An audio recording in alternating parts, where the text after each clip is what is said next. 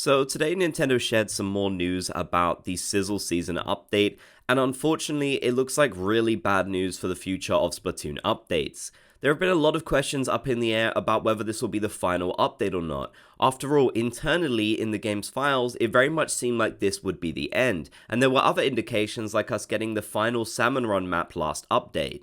Not to mention Nintendo mentioning up to 2 years worth of new catalogs, and we're basically reaching that point.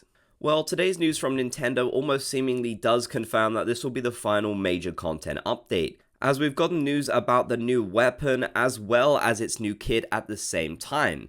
Now usually Nintendo tends to spread these kits throughout different updates. In Splatoon 3 we've never seen them drop a kit for a new weapon in the same release. So it very much looks like they're trying to wrap things up here by releasing both of them at the same time. And I can only imagine this will be the case for the other new weapon too, honestly. If Nintendo hadn't dropped these second kits within this update, then it would have basically confirmed we'd have at least one more so we could see those kits come in the next. But unfortunately that is not what happened here, and it seems like Nintendo is eager to get all of that content out there within the Sizzle Season update. Now, just because it appears like this will be the final update patch, that doesn't necessarily mean there won't be any type of content extension like a lot of people are hoping. I do feel like Nintendo will probably at the very least try and keep the challenges, Splatfest, and big run events going in the future, but most likely recycling content rather than releasing totally new things.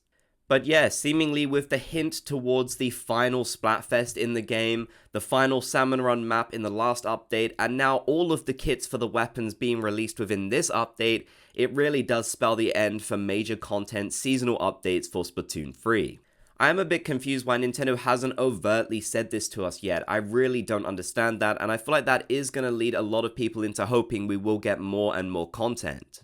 But it could simply be the case that they don't want to announce this is the final update yet, as they have yet to announce the final Splatfest, and they might confirm it when we actually get that.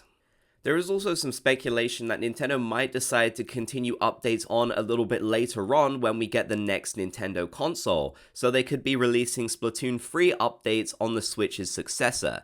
But personally, I'm not super convinced about this one, as it could be quite a ways off before we actually get it.